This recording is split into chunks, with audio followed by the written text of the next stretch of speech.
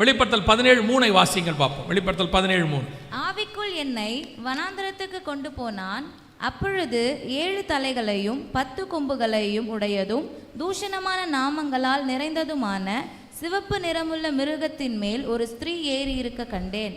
யோவான் 17ஆம் அதிகாரத்தில் இந்த யூரோப்பியன் யூனியனையும் அது சம்பந்தப்பட்ட விஷயங்களையும் தரிசனமாக பார்க்குறார்.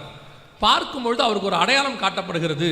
ஒரு ஸ்திரீ மிருகத்தின் மேல் ஏறி இருக்க கண்டேன் அப்படின்னு சொல்கிறார். 4வது வசனத்தில் அந்த ஸ்திரீயை குறித்து சொல்லப்படுகிறது.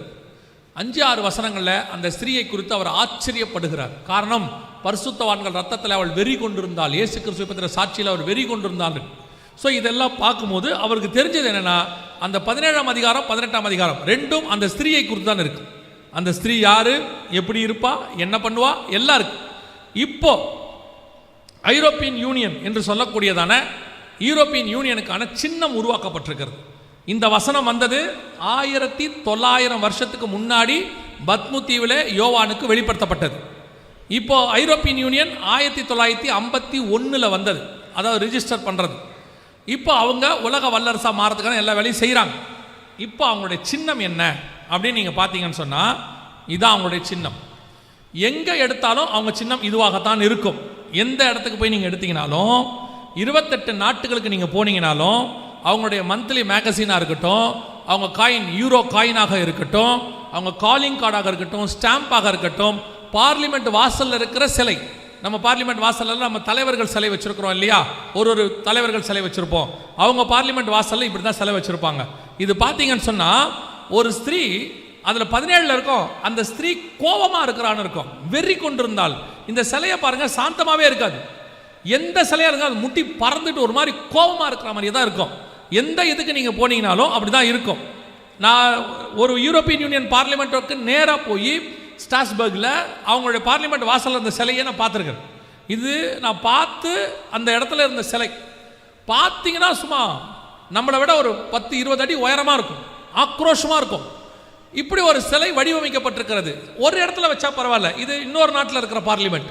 அங்கே போனீங்கனாலும் இப்படியே தான் இருக்கும், ஆக்ரோஷமாக ஒரு மாதிரி வெறி கொண்டிருந்தல். 17ஆம் அதிகாரம் 4-5-6 வசனம், கர்த்தர் சொன்னபடி துல்லியமாக 100% நம் கண்களுக்கு முன்பாக ஒரு ஸ்திரீ மிருகத்தின் மேல் ஏறி இருக்க கண்டேன். எத்தனை வருஷத்துக்கு முன்னாடி சொல்லப்பட்ட தீர்க்க தரிசனம் பாருங்க. வெளிப்படுத்தல் 17:3-4-5க்கு உலகம் போயிடுச்சு. கடைசி பார்லிமெண்ட் கட்டப்பட்டாக்கி விட்டது. ஆண்டவர் சொன்ன கடைசி கால சாம்ராஜ்யம் ஸ்ரீ மிருகத்தின் மேல் ஏறி உட்காந்தாச்சு. இந்த ஸ்ரீ மிருக காம்பினேஷன் எங்கே தொடங்கணும் உங்களுக்கு தெரியும் நினைக்கிறேன். ஏதேன் தோட்டத்தில் தொடங்கினது, அங்கே வந்து இங்கே தான் முடியும். 17-18 2 அதிகாரத்தில் தான் முடியும். அதற்கு பிறகு ஸ்திரீ காம்பினேஷனே இருக்காது. ஒரு இயேசு கிறிஸ்துவோடைய அரசாட்சி வந்துடும். அதுக்கப்புறம் 19 கர்த்தர் சொன்னபடி துல்லியமாக இன்னைக்கு வெளிப்படுத்தல் 13 5 வசனம் நிறைவேறி விட்டது. 5வது வசனத்தில் சொல்லுவார், மேலும் ரகசியம், மகா பாபிலோன் வேசிகளுக்கும் பூமியில் உள்ள அருவருப்புகளுக்கும் தாய் என்னும் நாமம் அவள் நெற்றியில் எழுதி இருந்தது அப்படின்னு இருக்கு. இப்போ யூரோப்பியன் யூனியன் பார்லிமெண்ட் பின்னாடி இருக்கு பார்த்தீங்களா, அது எப்படி இருக்கும்னு பாருங்க. இந்த மாதிரி தான் இருக்கும். அப்படியே பாபேல் கோபுர வடிவில் தான் கட்டப்பட்டிருக்கிறது. எப்படி பாபேல் கோபுரம் இருக்குதோ அதே மாதிரி அங்கே கீழே போய் பார்த்தீங்கனாலே அந்த கோபுரத்தினோட வடிவில் தான் இருக்கும். அந்த கன்ஸ்ட்ரக்ஷன் சைட்டே அன்ஃபினிஷ்டு கன்ஸ்ட்ரக்ஷன் சொல்லுவாங்க.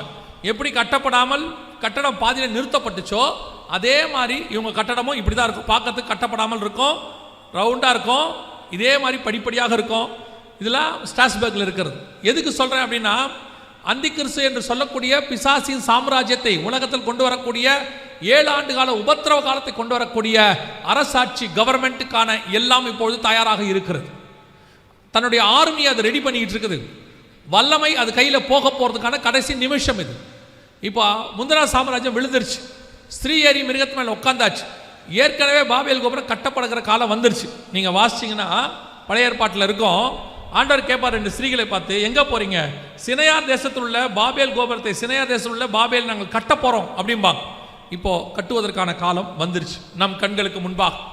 ஆண்டவர் சொன்னபடியே துல்லியமாக எழுத்துக்கு எழுத்து ஒவ்வொரு தீர்க்க தரிசனமும் வரிசையாக நிறைவேறுகிறது. எண்ணி முடியாத ஒரு பலத்த ஜாதி எழும்பிருச்சு. இப்போது சமாதானத்தை அறிவிக்கிறதாக புறப்பட்டுருச்சு. ஒரே யோசனை உள்ளவர்கள் வந்தாச்சு. வல்லமை அதிகாரம் அவங்க கைக்கு போயிடுச்சு. ஸ்திரீ ஏறி மிருகத்தின் மேலே உட்காந்தாச்சு. பாபேல் கோபுரம் கட்டியாச்சு. இத்தனை ஒத்துமை வசனத்தோடு கூட இருக்கிற கடைசி அரசாங்கம் வேற எங்கேயுமே கிடையாது. நம் காலத்திலே நம் கண்களுக்கு முன்பாக இருக்கு. யோசிச்சு பாருங்க, எவ்வளோ அழகா ஆண்டவர் எக்ஸ்பிளைன் பண்ணி பைபிளில் வச்சிருக்கிறார். அதை நம்ம கண்ணுக்கு முன்னாடி ஆண்டவர் சொல்றார். இதையெல்லாம் பார்க்கும் பொழுது உங்களுக்கு தோண வேண்டியது என்ன?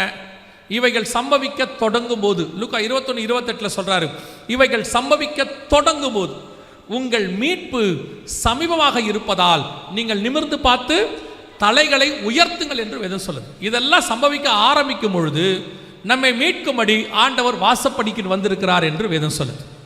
இந்த அடையாளங்கள்லாம் எதுக்கு காட்டப்படுது? இதெல்லாம் சொல்லப்படுறது நோக்கம் என்ன? கொஞ்சம் பேர் சொல்றாங்க அவர் இதெல்லாம் காட்டி பயமுறுத்துறாரு. பயமுறுத்துறது அல்ல. இதையெல்லாம் காட்டும் போது ஒன்று உங்களுக்கு தெரியணும், இதெல்லாம் நடக்குதுன்னா என் ஆண்டவர் அதற்கு முன்பதாகவே என்னை மீட்கும்படி வரப்போகிறார். அவர் வாசப்படியில் தான் நிற்கிறார், வேற எங்கேயும் இல்லை. வாசப்படியில் நின்று கதவை தட்டுகிறேன், வெளிப்படுத்தல் 3:20 ஆண்டவர் சொன்னபடி இப்போ அப்படியே தான் நடக்குது. இப்போ சபை இந்த உணர்வுள்ள இடத்துக்கு வந்துருச்சா? இதெல்லாம் பார்க்கும் பொழுது உங்களுக்கு ஆயத்தப்படணுங்கிற எண்ணம் வருதா? எப்படியாவது வருகையில் போயிடணும், ஆண்டவரோட போயிடணுங்கிறதான அந்த எண்ணம் தோணுதா? அதுதான் இப்போ கேள்வி. சபை கடைசி காலத்தில் மத்திய 24, 37, 38 சொன்ன மாதிரி ஒரு உணர்வில்லாத இருதயத்தில் உட்காந்துருக்கு. இப்போ இவ்வளோத்தையும் காட்டுறீங்க. நான் ஆண்டவர்கிட்ட கூட ஒரு நாள் ஜபத்தில் இருக்கும்போது ஆண்டவர்கிட்ட ஒரு கேள்வி கேட்டேன். என்னன்னா, கண்டு விசுவாசிக்கிறவனிலும் காணாமல் விசுவாசிக்கிறவன் தான் பாக்கியவான்னு வேதம் சொல்லுது. இப்போ என் வேலையை காட்டி பிரசங்கம் பண்ணுறது. நான் வந்து உட்கார்ந்த உடனே பாஸ்டர் சொன்னார், படம் காட்டுறவர் வந்துட்டார். சாயங்காலம் வந்த உடனே சொன்னார், நேற்று நான் படம் காட்டாமல் ஊழியம் பண்ணேன், இன்றைக்கி நீங்கள் படம் காட்டி ஊழியம் பண்ண வந்துட்டீங்கன்னார். நானும் ஒரு நாள் ஆண்டவர்கிட்ட கேட்டிருக்கிறேன், ஆண்டவரே இதெல்லாம் காணாமல் விசுவாசிக்கிறவன் தானே பாக்கியவான். அப்போ ஆண்டவர் ஒரு காரியத்தை உணர்த்தினார். யார் யாருக்கு எப்படி பேசினால் புரியுமோ அவர்களுக்கு அப்படி பேசுகிற ஆவியானவர் அவர். நல்லா கவனிங்க, இயேசு பிறக்க போறாருங்கிறத மரியாளுக்கு தூதன் வந்து சொல்லணும், அப்போ தான் அந்த அம்மா ஒத்துப்பாங்க. ஆனால் யோசேப்புக்கு தூதன் வேண்டாம், சொப்பனத்தில் சொன்னாலே அது ஒத்துப்பான். ஆனால் சிமியோனுக்கு சொப்பனமும் வேண்டாம், தூதனை வேண்டாம், ஆவியிலே ஏவப்பட்டு அங்கே வந்திருந்தான். ஒரே சம்பவம் தான், ஒவ்வொருத்தருக்கும் ஒவ்வொரு விதமாக பேசுகிறாரு. பார்வோனுக்கு சொப்பனத்தில் பேசுகிறாரு, பெல்ஷாத்சாருக்கு ரத்தம் தோய்ந்த கரம் ஒன்று எழுதினது. அப்படி பேசினா தான் அவன் புரிஞ்சுப்பான், இப்படி பேசினா இவன் புரிஞ்சுப்பான். அதே மாதிரி இது கடைசி காலம், மீடியா காலம். நீங்கள் எல்லாமே பார்க்கறதுல தான் இருக்கிறீங்க. எது ஒன்று கேட்டாலும் நீங்கள் கேட்குற முதல் கேள்வி என்ன தெரியுமா? ப்ரூஃப் இருக்கா? எது சொன்னாலும் எங்கே வந்திருக்கு? இப்போ நீங்கள் யாருமே மனுஷகுமாரன் வரும்போது விசுவாசம்னா என்ன? நம்பப்படும் மேல் உறுதியும் காணப்படாத மேல் நிச்சயம். ஆனால் இப்போ நீங்கள் எல்லாருமே கண்டாதான் நம்புவேன் அப்படிங்கிற இடத்துக்கு வந்துட்டீங்க.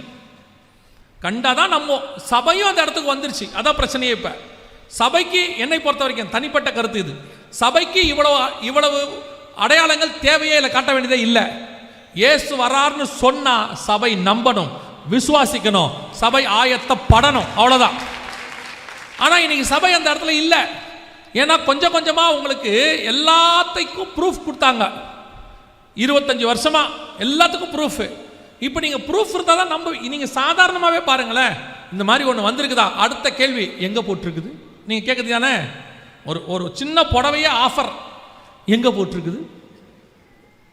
டிவியில் வந்துச்சா, வாட்ஸ்அப்பில் வந்துச்சா, ஃபேஸ்புக்கில் வந்துச்சா, இன்ஸ்டாவில் வந்துச்சா, பேப்பரில் வந்துச்சா, ஏதோ ஒன்று. You must need a proof. அந்த இடத்துக்கு வந்துட்டோம். அதனால் இந்த அப்போ எங்கள் ஆண்டவர் உணர்த்தினது, இந்த காலத்தில் இந்த ஜனங்கள் இப்படி சொன்னால் தான் விசுவாசிப்பார்கள். யோசித்து பாருங்களேன், நம்மையும் மீட்க வேண்டும் என்பதற்காக கர்த்தர் இதையும் செய்ய வல்லமை உள்ளவராக இருக்கிறார். எப்படியாகிலும் ஒருத்தரையாகிலும் ரட்சிக்க வேண்டும் என்று கர்த்தர் விரும்புகிறார். இதையும் பார்த்து கண்ணார கண்டு, ஒரு சில இடத்துல அப்போஸ்தலர் சொல்லுது, தடவியாகிலும் அவரை கண்டுபிடிக்கத்தக்கதாக. ஆனால் யோவான் எழுதுறாரு, நாங்கள் கண்ணார கண்டு வசனத்தை போதித்தவர்கள் எங்களுக்கு ஒப்புவித்தபடி. லூக்கா எழுதுறாரு, ஆரம்பம் முதல் கண்ணார கண்டு வசனத்தை போதித்தவர்கள் எங்களுக்கு ஒப்புவித்தபடி நான் திட்டமாய் விசாரித்து அறிந்து. லூக்கா 1 எழுதுவார். அப்பனா அவர் பார்த்துருக்கிறாரு, தொற்றுக்கிறாரு, விசாரிச்சிருக்கிறாரு, இவ்வளோ ப்ரூஃபையும் கொடுக்குறாரு. ஒரு சிலருக்கு தடவி பார்த்தா போதும், ஒரு சிலருக்கு தடவ வேண்டாம், பார்க்க வேண்டாம், விசாரிக்க வேண்டாம், அவன் விசுவாசிப்பான். இந்த கடைசி காலம் பார்த்தா தான் விசுவாசிப்பேன்னு சொல்ற, நம்புவேன்னு சொல்ற காலம். நமக்கும் கர்த்தர் இவைகளை காட்ட வல்லமை உள்ளவராக இருக்கிறார். நமக்கு தெரிஞ்ச மொழியில கர்த்தர் பேசுறாரு. நமக்கு எதை சொன்னா நம்புவோமோ அப்படி பேசுறாரு. நம் கண்களுக்கு முன்பாக ஆண்டவருடைய வருகை மிக மிக சமீபம். கடைசி கவர்மெண்ட் எழும்பிருச்சு. எந்த நிமிஷமும் ஆண்டவர் சபையை டேக் ஆஃப் பண்ணுவார்.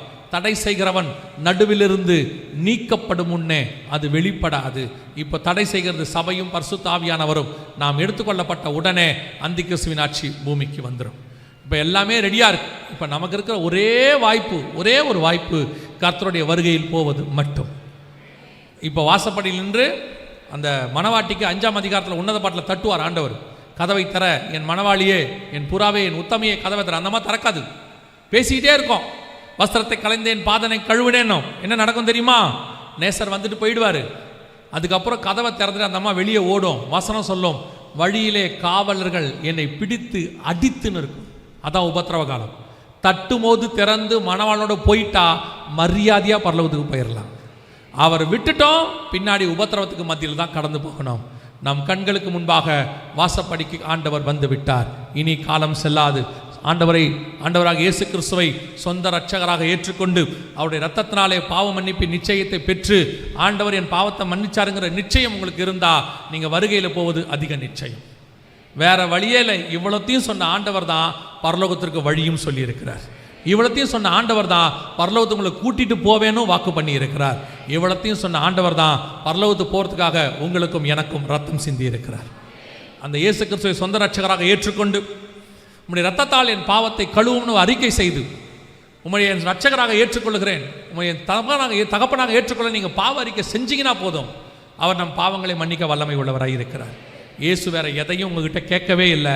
உங்களுக்காக எல்லா வித விலைக்கிரயத்தையும் அவர் செலுத்தி விட்டார்.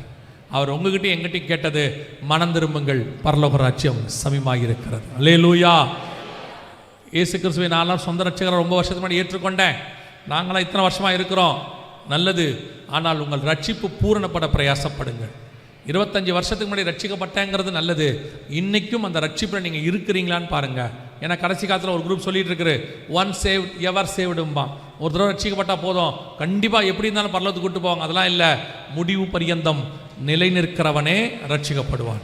உங்கள் ரட்சிப்பு கடைசி வரைக்கும் பூரணப்படுவதற்கு உங்களை ஒப்பு கொடுத்து விசுவாசத்தோடு காத்திருங்கள். 2வது, பிதா குமாரன் பரிசுத்தாவின் நாமத்தினாலே தண்ணீரில் மூழ்கி ஞானஸ்நானம் எடுத்திருக்கணும். ஞானஸ்நானம் எடுக்காவிட்டால் வருகையில் போக முடியாது. வசனம் சொல்லுது, ஒருவன் ஜலத்தினாலும் ஆவியினாலும் பெறவாவிடில் பரலோக ராஜ்யத்தில் பிரவேசிக்க.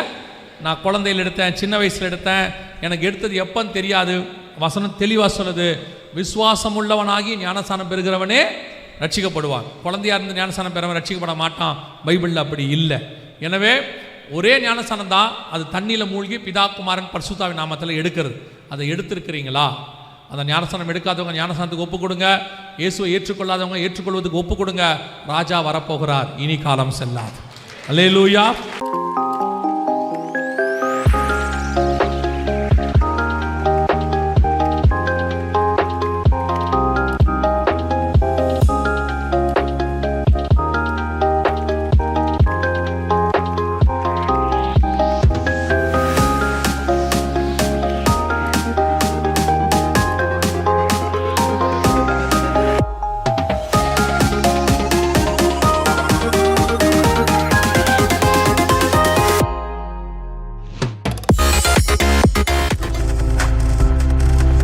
நீங்கள் பார்த்து கொண்டிருப்பது உங்கள் ஜாய் டிவி. உங்கள் துக்கம் சந்தோஷமாய் மாறும்.